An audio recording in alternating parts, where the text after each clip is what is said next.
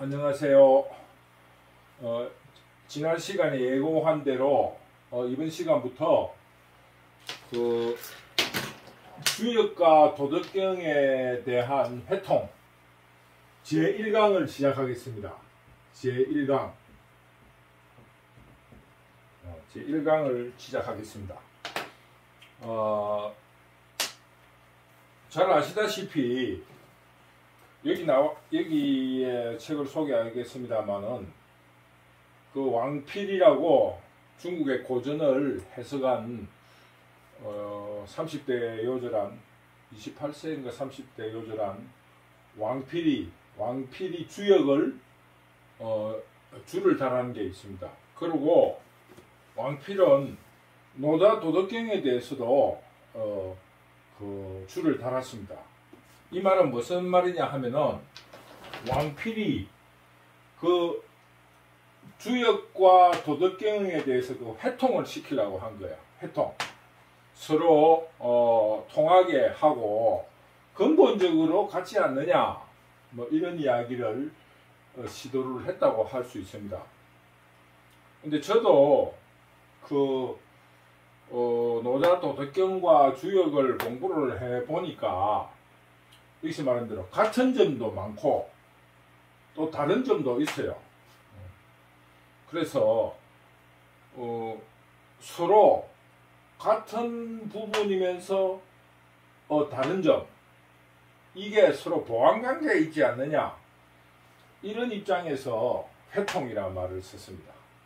근데 같은 점은 뭐냐면은 인간 개체와 공동체의 평온과 행복, 이거를 위해서 수련을 하는 거, 그런 거에 대한 기본적인 가치를 서술한 책이라는 점에서 주역과 도덕경은 같습니다. 또 이 요즘 현대에서 말하는 그 사회 개념이 약해서 사회 개념이 약해서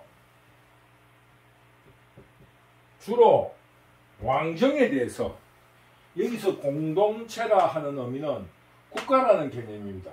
물론 요즘 말하는 국가하고는 조금 다른 의미가 있지만은, 그래서 그 왕정에 기대해서 주로 논술을 하고 있습니다. 공동체에 대해서는.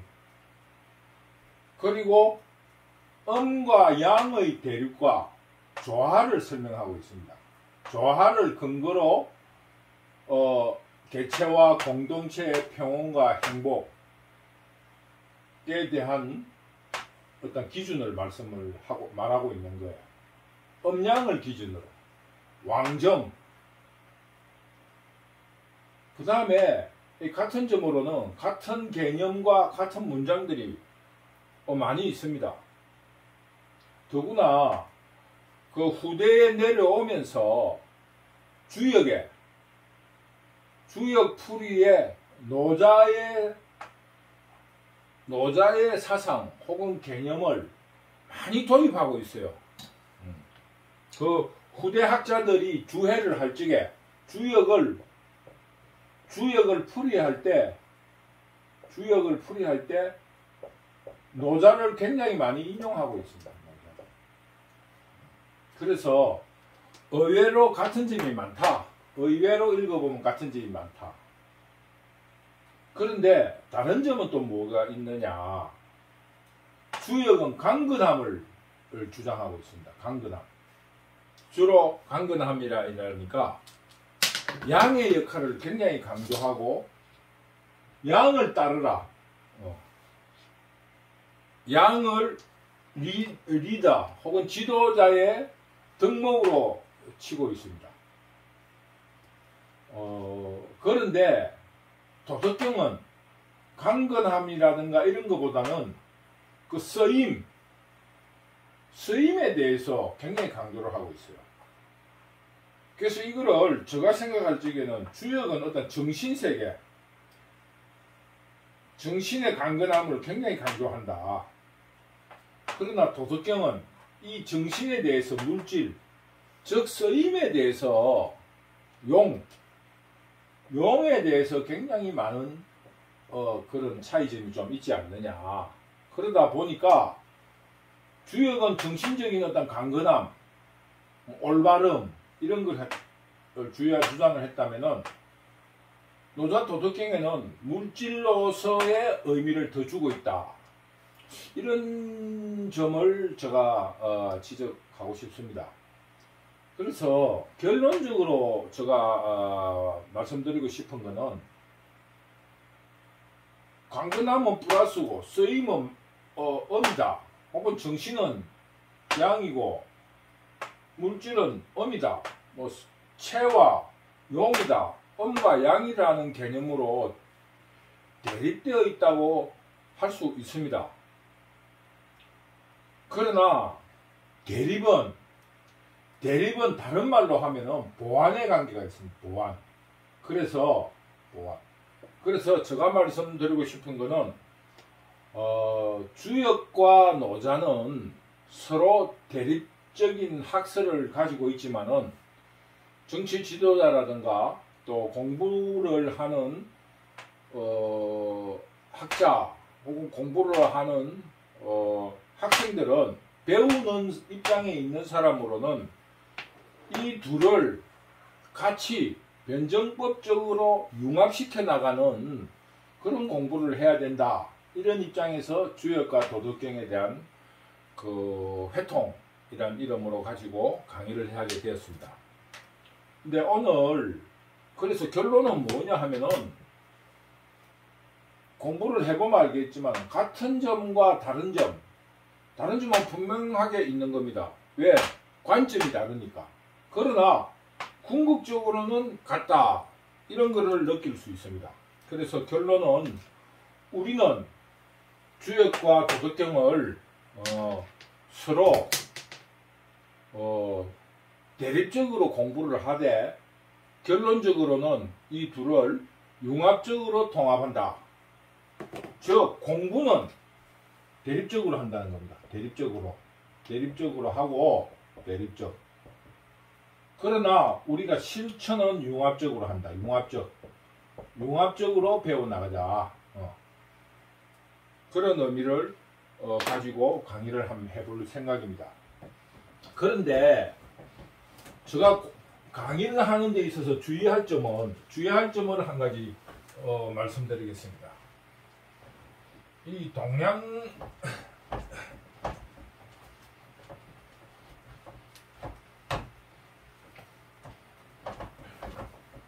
주의할 점을 하나 말씀드리겠습니다.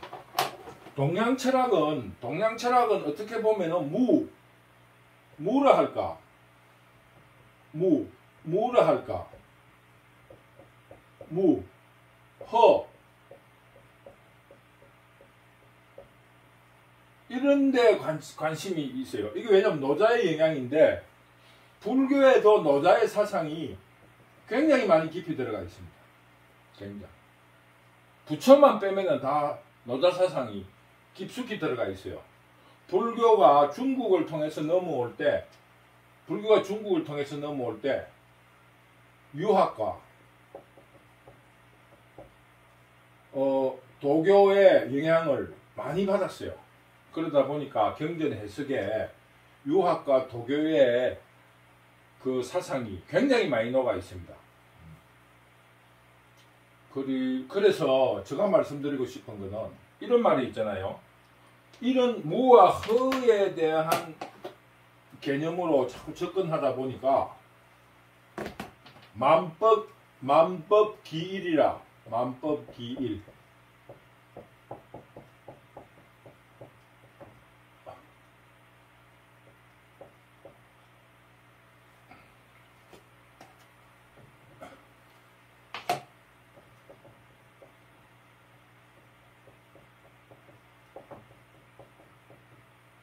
만법기일. 모든 그 어떤 법이 하나에 기결되기 때문에 서로 이렇게 융합이라는 의미에서 섞여서 보면은 그 말이고 똑같이 돼버려요. 모든 게 만법기일이니까. 그래서 저는 강의를 할 적에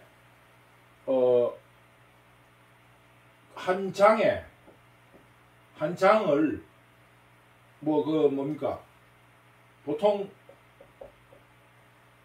이경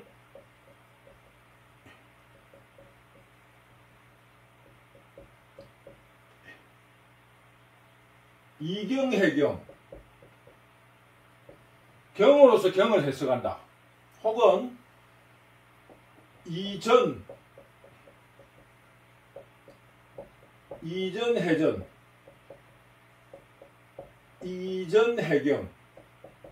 이전 해경 전으로서 경을 해석한다.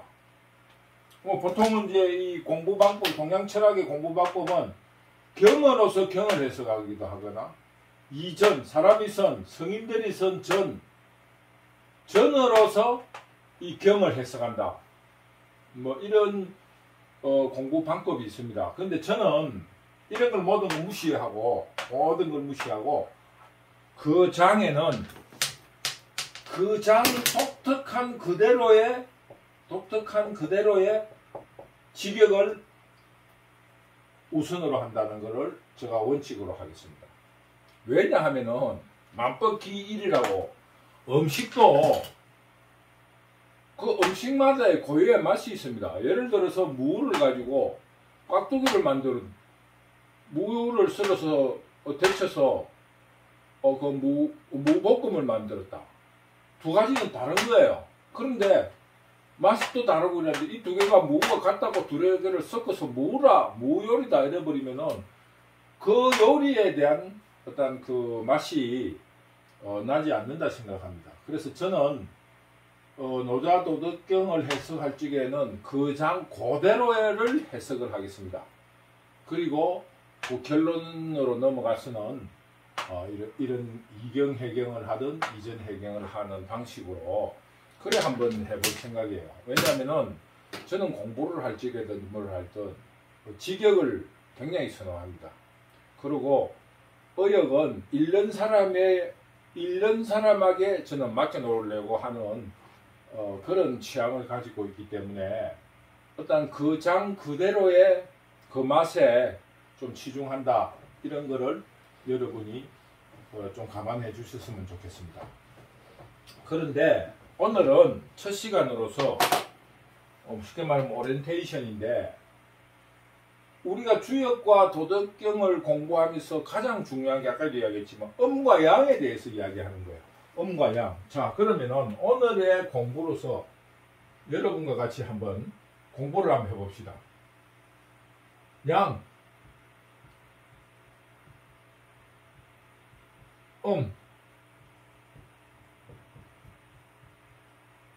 자, 양은 뭐이고 음은 뭡니까? 양은 뭐를 양이라 합니까?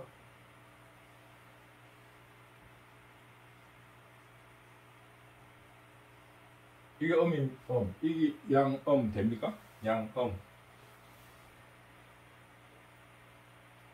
그럼 좋습니다. 유무는 뭡니까? 유는 뭡니까?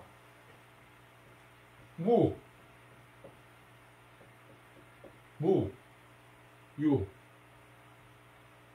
우리가 생각하고 있는 상식하고 저하고 조금 다릅니다. 이 주역이라든가 도덕경을 읽어보면은 양이 무예요, 무. 음은 유입니다. 음이 유입니다. 쉽게 말하면은 공이에요, 공. 불교에서 말하면은 공. 색. 잘 알다시피 이 감산이라는 분이 노자풀이를 해놓은 게 있어요. 감산이라는 분이 노자풀이를 해놨는데 이렇게 해놨습니다. 공이 양이다. 색이 음이다. 보이는 게 음이다. 근데 우리가 한 가지 오해를 하고 있는 거예요.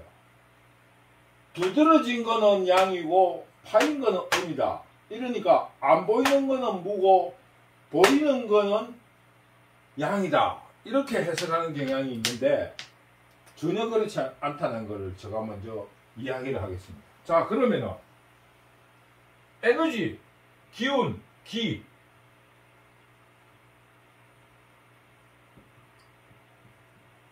혈. 한의학에서는 기운, 우리가 기라 하면 지금 보이지 않잖아요. 기가 있니 없니라는 뭐 장풍을 선회할 때 기를 할 때 사람들이 웃잖아요. 보이지가 않으니까. 혈, 피는 보이잖아. 한의학에서도 혈은 음이라 그러고 기를 양이라 그럽니다. 그게 뭡니까? 체.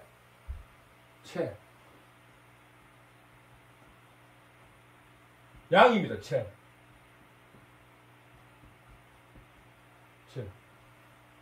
용, 쓰임, 용입니다. 한 가지 물어보고, 이념은 뭐였겠어요? 이념. 우리가 말한, 제가 이렇게 한번 따져보자는 거는, 여러분들도 한번 따져보세요. 우주의 만물을 음과 양으로 나눌 수 있다고 그럽니다.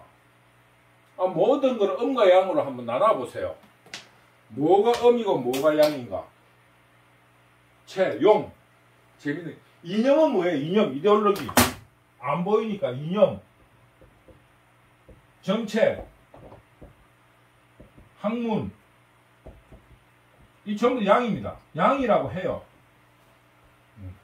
그럼 뭐냐? 이게 실천이 용, 실천이 음입니다. 실천.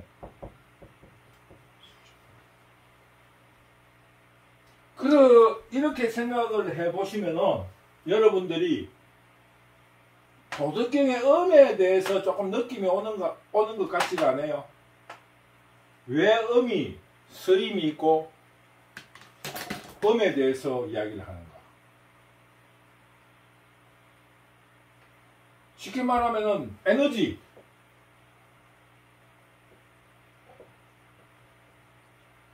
양입니다. 에너지. 그 움직임, 그거로서 움직임. 이게 음입니다. 쉽게 말하면은 땅에 씨앗을 심었다. 양이 에너지를 주는 거예요. 그래서 싹이 나는 게 음입니다. 음에서 나는 거예요.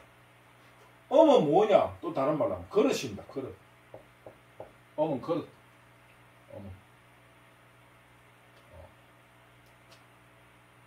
에너지가 그릇에 담겨야 되는 거예요.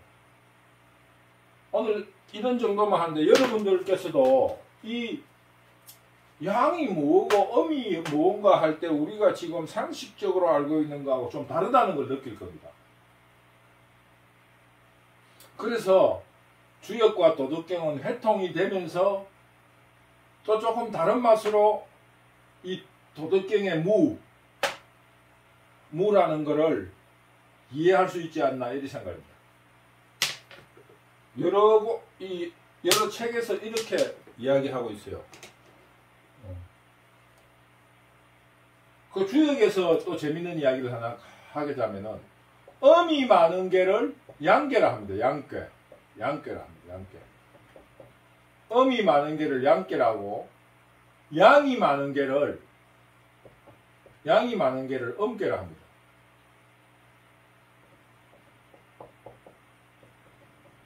이것도 재미있는 발상이지 않습니까? 음이 많은 거를 양괴라 그래. 양괴. 이거는 그 뭡니까? 공깨, 감깨예요. 감깨. 물수입니다. 물수를 나타내는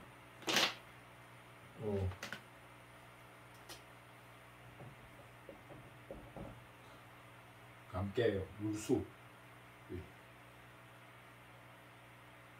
근데 이거는 음깨예요. 음깨인데 이거는 그거를 나타내는 거예요.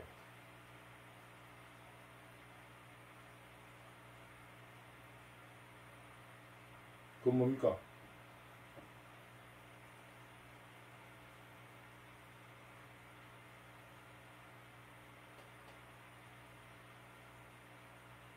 갑자기 생각나.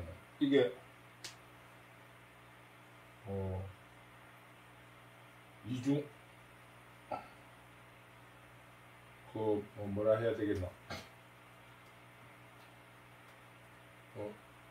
근태 이진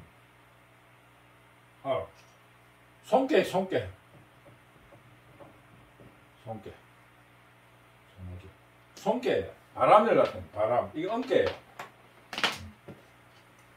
그래서 이 바람풍을 나타내는 겁니다.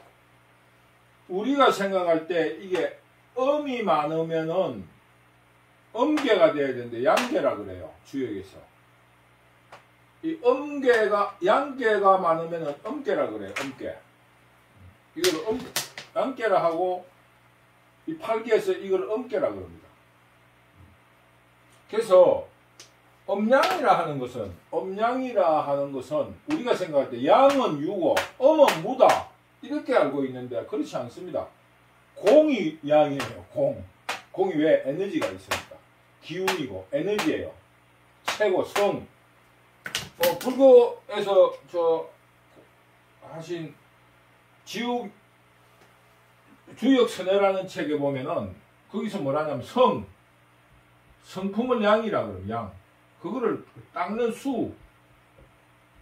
이 수를 음이라 그럽니다. 이 성품은 이 양이에요. 성품은 양, 타고난 거. 음을 수라 그럽니다. 이거 지국 선생이 썼던 주역선해라는 책에는 이렇게 해석을 해놨어요. 그것처럼 양과 음에 대해서 우리가 다 같이 본질적으로 그동안의 상식을 벗어나서 여러분들이 한번 조용히 한번 찾아보시고 또 구분을 한번 해보세요. 그러면은 우리가 도덕경에 쓰임 용을 숭상하는 그 이유를 알 수 있게 됩니다.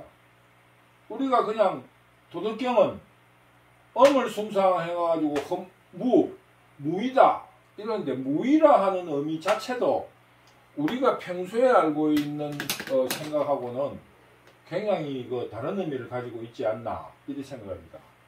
그래서 오늘은 오리엔테이션으로서 주역과 도덕경에 대한 대강의 같은 점과 다른 점 그리고 도덕경의 주역과 도덕경의 기본 상식인 양과 음에 대해서 간략하게 한번 지적해 봤습니다.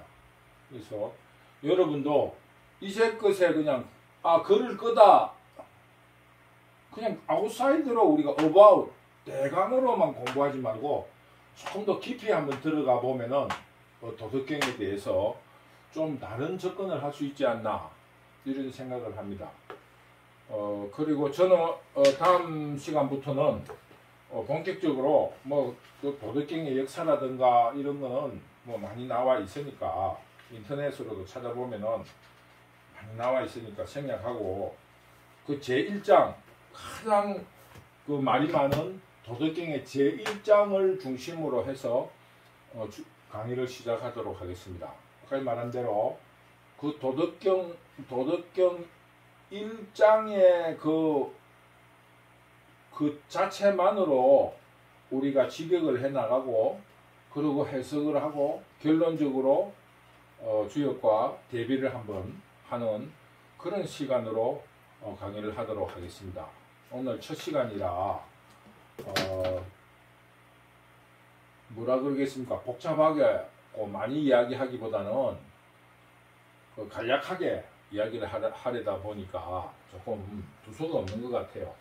그러나 처음부터 너무 어렵게 접근할 필요는 없고 우리가 주역과 도덕경의 근본 사상인 양과 음을 우리는 지금 상식적으로 알고 있는 부분에서 조금 다른 부분이 있다. 이런 점을 제가 한번 지적하고 강의에 들어간다는 의미를 가지고 1강을 첫 시간 강의를 하였습니다. 또 다음 시간에 뵙도록 하겠습니다. 감사합니다.